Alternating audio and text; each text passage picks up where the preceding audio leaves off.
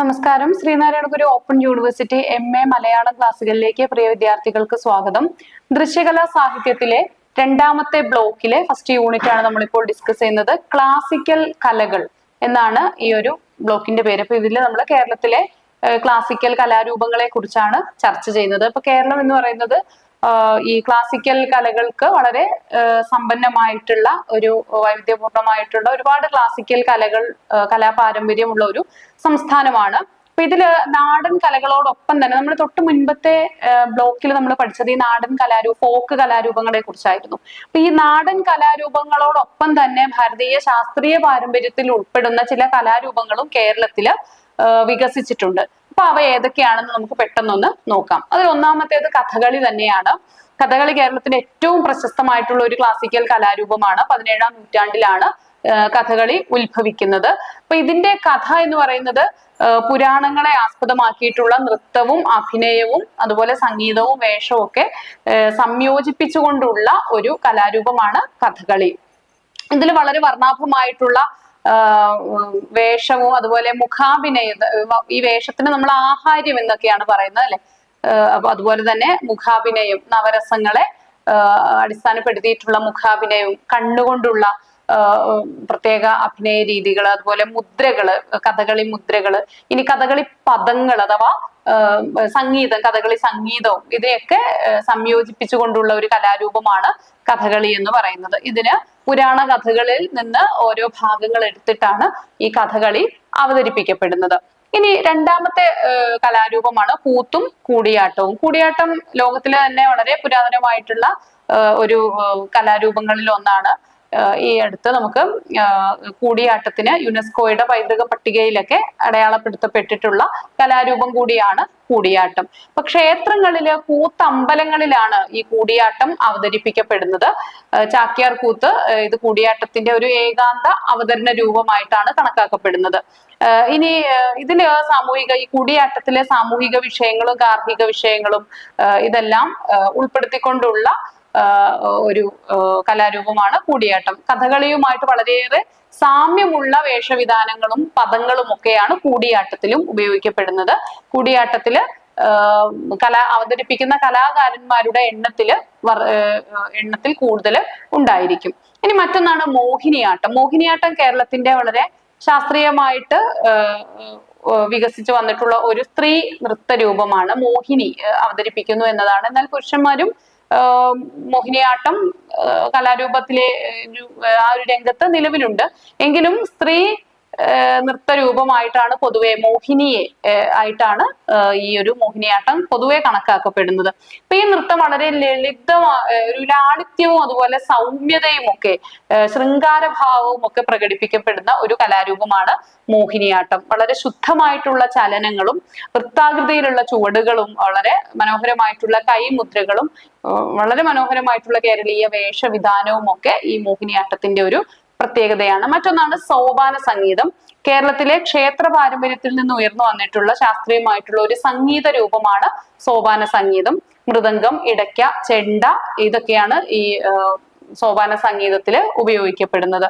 അപ്പൊ ഇത്തരം വാദ്യോപകരണങ്ങളുടെ വളരെ മൃദുലമായിട്ടുള്ള താളത്തില് ക്ഷേത്രത്തിന്റെ അല്ലെങ്കിൽ ആ ക്ഷേത്ര ദർശനത്തിന്റെ ഒരു ആത്മീയ ഭാവം പ്രകടിപ്പിക്കുന്ന ഒരു ഗാനശൈലിയാണ് സോപാന സംഗീതത്തില് സ്വീകരിച്ചു പോരുന്നത്. അപ്പൊ കഥകളിയുടെയും കൂത്തിന്റെയും ഒക്കെ സംഗീതത്തിന്റെ അടിസ്ഥാനമായിട്ടും സോപാന സംഗീതത്തെ കണക്കാക്കുന്നുണ്ട്. ഇനി മറ്റൊന്നാണ് നങ്ങ്യാർ കൂത്ത്. നങ്ങ്യാർ കൂത്ത് കൂടിയാട്ടവുമായി ബന്ധപ്പെട്ട് സ്ത്രീകളുടെ ഒരു ഏകാന്ത നൃത്തരൂപമായിട്ടാണ് കണക്കാക്കപ്പെടുക. ഒരു സംസ്കൃത നാടക കൃതികളുടെ ഭാഗങ്ങള് ഇങ്ങനെ അടർത്തിയെടുത്തിട്ട് അത് വെച്ചിട്ടാണ് ഈ നങ്ങ്യാർ കൂത്ത് അവതരിക്കപ്പെടുന്നത്. അപ്പൊ ചാക്യാരുടെ സ്ത്രീ രൂപമാണ് നങ്ങ്യാർ. അപ്പോ നങ്ങ്യാര് സ്ത്രീകളുടെ ഒരു കലാസാധനയുമായിട്ട് ബന്ധപ്പെടുത്തി പറയുന്ന ഒരു മികച്ച ഉദാഹരണമായിട്ടാണ് കണക്കാക്കപ്പെടുന്നത്. ഇനി കഥകളി സംഗീതവും അതിന്റെ വാദ്യ പാരമ്പര്യവും ഒക്കെ കഥകളിക്ക് അനുബന്ധമായിട്ടുള്ള പ്രത്യേക സംഗീത ശൈലി തന്നെ ഉണ്ട്. ഇതില് ചെണ്ട, മദ്ദളം, ചേങ്ങില, ഇലത്താളം ഇതൊക്കെയാണ് പ്രധാനമായിട്ടും ഉപയോഗിക്കപ്പെടുന്നത്. ഇനി നമ്മള് ഈ ഒരു ഭാഗത്ത് ക്ലാസിക്കൽ കലകളെ കുറിച്ച് പൊതുവെ പറയുന്നത് ഇത്രയും കാര്യങ്ങളാണ്. നമ്മൾ മുൻ യൂണിറ്റിൽ ഡിസ്കസ് ചെയ്തിരുന്നത് പോലെ തന്നെ ഇതില് നമ്മൾ അനുബന്ധമായിട്ട് ഒരു 4ഓളം വിശദ പഠന മേഖലകള് ചർച്ച ചെയ്യപ്പെടുന്നുണ്ട്. അപ്പൊ അതില് ഒന്നാമത്തേത് മലയാളികളുടെ രാത്രികൾ എന്ന KC നാരായണൻ എഴുതിയ ഒരു പഠനമാണ്. അത് കൂടി നമുക്ക് ഈ ഒരു ഭാഗത്ത് ഡിസ്കസ് ചെയ്യാം. ഇപ്പൊ 1952 പാലക്കാട് ജില്ലയിലെ ശ്രീകൃഷ്ണപുരത്താണ് ഇദ്ദേഹം KC നാരായണൻ ജനിക്കുന്നത്. അപ്പൊ ഇദ്ദേഹം പല ദിനപത്രങ്ങളിലും അതുപോലെ മാസികകളിലും ഒക്കെ എഡിറ്റർ ആയിട്ടൊക്കെ പ്രവർത്തിച്ചിട്ടുണ്ട്. അപ്പൊ നിലവില് ഭാഷാപോഷണിയുടെ പത്രാധിപരായിട്ട് പ്രവർത്തിച്ചു പോരുന്ന ഒരു വ്യക്തിയാണ് ഇദ്ദേഹം. അപ്പൊ ഇദ്ദേഹത്തിന് ഈ മലയാള സാഹിത്യ ലോകത്ത് വളരെ കനപ്പെട്ട ഒരു കൃതിയായിട്ട് മലയാളികളുടെ രാത്രികൾ എന്ന ഇദ്ദേഹത്തിന്റെ ഒരു നിരൂപണ കൃതി ഉണ്ട്. അപ്പൊ ഇതില് ഈ മലയാളികളുടെ പഴയ കാലത്ത് മലയാളികളുടെ രാത്രികളെ സമ്പുഷ്ടമാക്കിയിരുന്ന ഇത്തരം ക്ലാസിക്കൽ കലകളുടെ അവതരണം, അത് ഈ രാത്രി കാലങ്ങളിലാണല്ലോ. കഥകളി ആവട്ടെ, കൂടിയാട്ടം അല്ലെങ്കിൽ കൂത്തുകളൊക്കെ തന്നെ അരങ്ങേറുന്നത് രാത്രിയാണ്. അപ്പൊ ഒരു കാലത്തെ മലയാളി ജീവിതത്തില് രാത്രികൾക്കുണ്ടായിരുന്ന പ്രാധാന്യം, ഈ കലയും കാലങ്ങളിൽ അരങ്ങേറിയ കലകളെ കുറിച്ചാണ് യഥാർത്ഥത്തിൽ ഇവിടെ മലയാളികളുടെ രാത്രികൾ എന്ന ഈ ഒരു പഠനത്തില് പറയുന്നത്. ഇപ്പൊ ശിഥില രൂപിയായിട്ടുള്ള ഒരു കലയാണെങ്കിലും കഥകളിയുടെ ആ ഒരു ഭംഗി നമ്മളെ വീണ്ടും വീണ്ടും അത് കാണാൻ പ്രേരിപ്പിക്കുമെന്നാണ് ഇദ്ദേഹം പറയുന്നത്.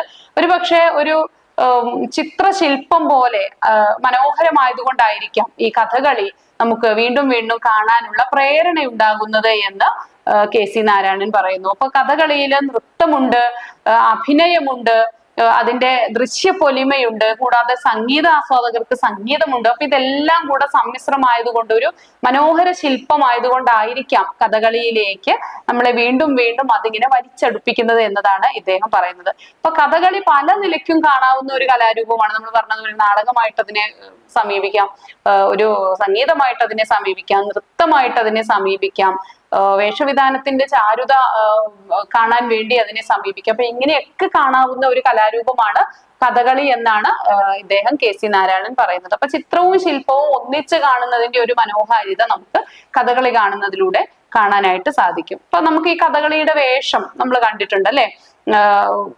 വലിയ ഒരു പൊങ്ങി നിൽക്കുന്ന തരത്തിലുള്ള വസ്ത്രമാണ്, വേഷവിധാനമാണ് അതിൽ ഉള്ളത്. വലിയ കിരീടം ഉണ്ടാവും, ചുട്ടി ഉണ്ടാകും, അതുപോലെ ഉടുത്തുകെട്ടും പുതപ്പു കുപ്പായവും ഒക്കെ ആയിട്ട് മനുഷ്യ ശരീരത്തെ അതിന്റെ പൊലിമയിൽ പൊലിപ്പിച്ച് കാണിക്കുന്ന ഒരു വേഷമാണ് അതില് വരുന്നത്. അപ്പൊ ഇതിനിങ്ങനെ പെരുപ്പിച്ച് പൊലിപ്പിച്ച് കാണിക്കുകയാണ് കഥകളിയിലെ വേഷവിധാനം. അപ്പൊ ഈ ഒരു വേഷം കൊണ്ട് തന്നെ നമുക്ക് അതിനെ ഒരു മൂർത്തിയായിട്ട് സങ്കല്പിക്കാനായിട്ട് സാധിക്കും. അതുപോലെ വൃത്താകൃതിയിലുള്ള കിരീടവും അതിന് താഴെ ചുട്ടികുത്തിയ മുഖവും ഒക്കെ ഒരു വലിയ ഒരു എടുപ്പ് ആ ഒരു കഥാപാത്രത്തിന് നൽകുന്നുണ്ട്. അപ്പൊ ഇനി ആ ഒരു കാണുന്ന മാത്രയിൽ തന്നെ നമ്മളെ ആകർഷിക്കുന്ന അല്ലെങ്കിൽ പിടിച്ചിരുത്താൻ പോകുന്ന ഒരു ദൃശ്യപൊലിമ കഥകളിക്ക് ഉണ്ട് എന്നതൊരു യാഥാർത്ഥ്യമാണ്.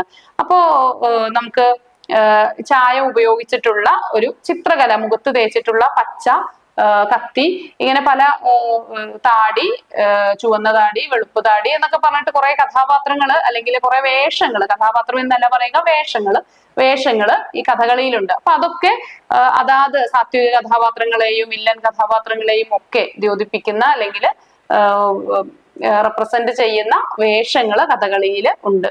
ഇനി നമുക്ക് കഥകളിയിലെ പ്രധാനമായിട്ടും ഒരു ചിത്രമായിട്ടും പ്രതിമയായിട്ടും ഒക്കെ മാറി മാറി നമുക്ക് ഈ ഒരു വേഷത്തെ അനുഭവവേദ്യമാകുന്നു എന്നതാണ് ഇദ്ദേഹത്തിന്റെ ഒരു ഭാഷ്യം.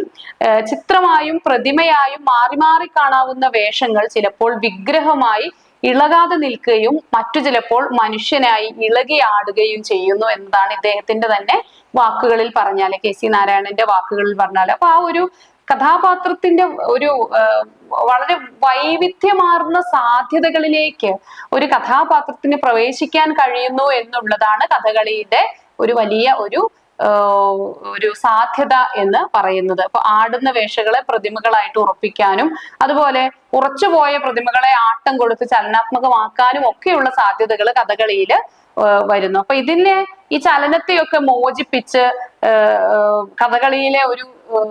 കഥകളിയുടെ ഒരു നിത്യകല എന്ന് പറയുന്നത് ഇത്തരം ചലനങ്ങളെ മോചിപ്പിക്കലാണ് എന്നതാണ് KC നാരായണൻ പറഞ്ഞു വെക്കുന്നത്. അപ്പൊ ഈ ഒരു ഭാഗത്തെ ഒന്നാമത്തെ പഠനം വിശദ പഠനം ഇതായിരുന്നു. ഇത്രയാണ് നമുക്ക് ഈ ഒരു ഭാഗത്ത് ഡിസ്കസ് ചെയ്യാനുള്ളത്. Thank you.